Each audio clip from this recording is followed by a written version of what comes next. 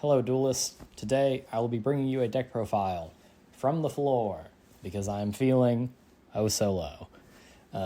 This is my 9th place Houston Game Guys Regional Mitsu Striker deck profile. I really like this deck a lot. I think it has a lot of benefits in this format. I like it more than Pure for mainly consistency reasons, but also kind of uniqueness of push reasons. It's kind of complicated. As I get into it, hopefully I can kind of illuminate what I like about it so much. Shouts out to Raymond Dye, who introduced me to the concept of this deck. Shouts out to my cat, who kept whining at the door. Shouts out to everyone who went with me to the regional from my local. Shouts out to everyone who I met there, including Aaron McInnes and my opponents in particular. My round 1 opponent, Laura, who beat me and got 8th, and my round 8 opponent, Pascal, who beat me and got 3rd. So, yep, let's go ahead and get into it. Let's start with the best Sky Striker starter in the game. Oh my god, I love Sky Striker Ace Habakiri. Really cool thing about this build is that all of the really good Mitsu starters are also premium striker starters, so you get to add 7 striker starters and all of the benefits of these cards to the list. Striker really struggles with consistency, so being able to add those felt like a great benefit on top of everything else. You know, the line's pretty simple. You basically just summon the 2 ritual guys, they link into Camellia, Camellia dumps Engage. You should have 3 spells because of the Mitsu line.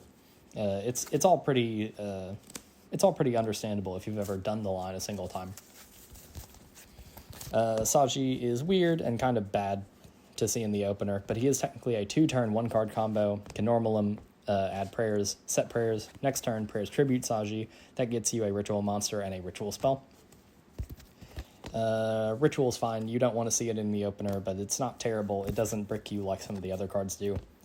This guy is obviously the boss man himself. He applies so much pressure, both to the opponent's hand and front row, every single turn. I love him a lot. Every single time that I summoned him, I did win. I do hate Mitsurugi Mirror. Obviously, you have to play it, but yeah, this is directly attributable to my round 8 loss against Pascal in game 3. If this card is any other card in my deck, then I'm probably winning that game. Ray and Rose, and the cards that are kind of just Ray and Rose again. Engage. I probably misused Engage a bit in deck building, which I'll get into in a second. Linkage, really good card, does lock you out of some extra deck tools. Limnus. So the way I misused Engage was, this was really my only striker utility spell. I probably should have been on a Shark Cannon in main or side. I can't really think of a matchup where that would have made a huge difference, but probably just for deck building purposes going forward, I would put in a Shark Cannon. 3 Vision. I'm not on MST, basically for ratio purposes, but there's plenty of cards in this list that you could tool around with changing, so if you want to add MST, you know, maybe change one of those around. 3 Droplet, really good card. A lot of people at the regional actually didn't love this card. I heard them talk about not really liking the card. They were probably playing against really wide boards, and so this card might not be so good against those, like the Yummy Azamina stuff. I never played against Yummy Azamina. I kind of wish that I had, because Murakumo is obviously really good at dealing with a wide board. So yeah, in a way, I kind of never got to play against my best matchup. Crossout and Called and Talent. These cards should be banned and were broken every time that I saw them. This card was also good, but the first place list wasn't using this, and after listening to his reasoning, we probably don't need to use it either. This could be a lot of other things. 2 Thrust. You don't want to see more than one of it in the opener, but having one exactly in your opening hand going first or second is really powerful. This card has a lot of utility in this format. Can call Diabellstar against all the Azamina stuff. Stops Sheena from blowing up your back row. Really good card. This card was a mistake. I wouldn't play it again in the main deck. The idea was just I would have a bomb for going second in game 1s, but in 47 cards, I never saw it. You know, I'd really rather that this would have been something that's searchable. Yeah. Kind of the same thing with Fallen in the Virtuous. This list isn't on Fallen in the Virtuous, and the real reason why is just because it's probably a mistake not to be, but in my theorizing was that in a 47 card list, I would really like for things to be searchable in some way, and Fallen in the Virtuous can search Fallen in the Virtuous, but you need to have the Fallen in the Virtuous. There's also some weird extra deck kind of conflict there, so I ended up not playing it, but I think it probably would have been correct too. 3 Upstart Goblin. This was added really late in the testing. I played 44 cards in testing for a really long time and had about an 80% win rate in testing with 44 cards, but the games I was losing were usually attributable to opening Rose or Mirror or Saji, and so I just wanted these to kind of pad out the deck a bit. And sometimes you use these early in your combo line to buff Engage. Sometimes you use them after comboing and getting a whole bunch of your engine out of the deck. I did that second one a lot. 2 Ash, 1 Bell, and 2 Droll. Droll was great. Droll overperformed basically every single time that I saw Droll I won. That might have had something to do with the fact that I lost round 1, so I spent a couple of rounds basically submarining and not playing against a whole bunch of meta decks. And maybe a whole bunch of maybe not the best of pilots who could play around Droll, but in general the card overperformed for me. And Ash Blossom was good every time that I saw it, but I didn't want to brick on it. You could again maybe add this if you're a little bit more scared of the Dracotail matchup. Same with Bell.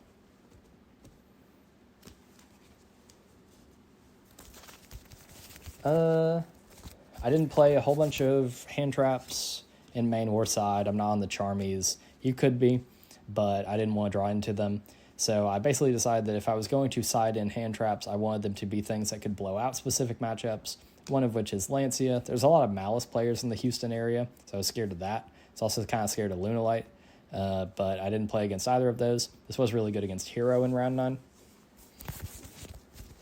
Retaliating Sea. This is a pretty interesting one. I knew that I wanted to play Striker because I think Striker has a lot of advantages in this format, but I also really wanted to play Retaliating Sea, which you absolutely cannot do in Pure Striker because it just conflicts too much. But in Mitsu Striker, it's way easier to get a second body on the board, so you actually have a couple of options, right?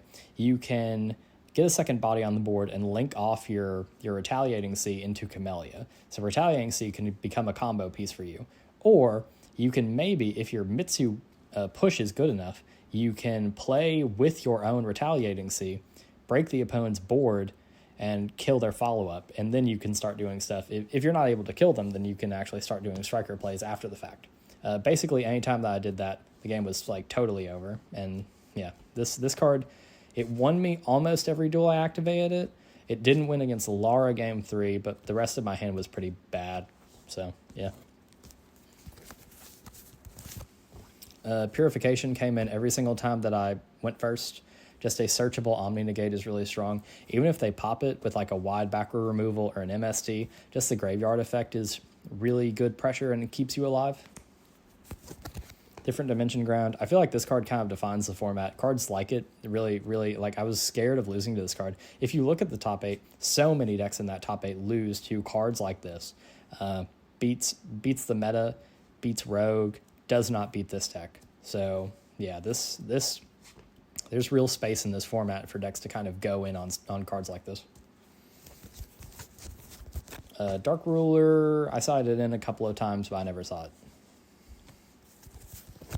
3 Evenly. This card was good every single time that I saw it. It didn't win every time that I saw it. In my game 3 against Pascal for round 8, I just kind of bricked, didn't have engine, so it happens. But the card was good in that scenario.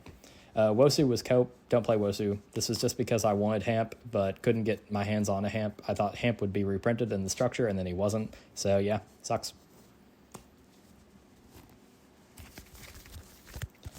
Nothing much to say about the extra deck. 3-0. 3 Kagari. It's kind of everything that you would expect from an extra deck that's not running Fallen in the Virtuous. All of the utility links. Amatsu, Zeke, Shiz, Azalea, Hayate, Camellia. I went into all of these every single duel. This card is really nice for this build and basically only this build. Like, most pure Striker builds don't get to benefit from Camellia at all. Plenty of people have told you how good Hechahands is. Typhon was really good. This is the only deck I've ever seen where I think Typhon has a positive win rate. And SP could be good, but I never actually summoned her. So if you wanted to make cuts for like Fallen in the Virtuous, I'd maybe cut an SP and 1 Kagari. Again, I really feel like I use 3 Kagari all the time, so I don't know that I would do that, but you know, people really love Fallen in the Virtuous for good reason, so you know, if you can justify it, you know, go for it. One last thing, I will say that obviously I'm not on Eagle Booster, which is something that a lot of Striker players swear by. I don't know that you really need it in this build. You have other ways of surviving with like Murakumo stuff and Murakumo setups and stuff like that. I also don't particularly care for one interaction, which is people say that like one thing they do with Eagle Booster is they'll basically just sit on a 0, right? They'll activate Eagle Booster on the opponent's turn, their 0 is unoutable, and they'll just play that way and kind of skip the opponent's turn. But if you know, some opponents will do things that kind of put them in a position to win the game anyway, right? Even if they can't out your guy. And so you might have to tribute the 0, summon Ray and Rose, and pop a card in order to prevent a setup that would basically win them the game anyway. But because of how Eagle Booster is worded, as soon as you tribute 0 and it's off the board, they can Ash or Bell this effect, and it will negate it. It's no longer a Towers once it's tributed. If it weren't for that, then I would say that even in this build, the card was necessary. Yeah, that's about it. Like I said, there's some small changes I would make to the build, but I felt like it performed totally fine. It performed really well into a lot of the rogue that I ended up having to play against after losing round 1. I felt like a lot of my side deck choices made a lot of sense and worked out for me. Droll definitely overperformed. Yeah, that's about it. Okay. One last shout out, I guess, to you, the viewer. Okay, bye.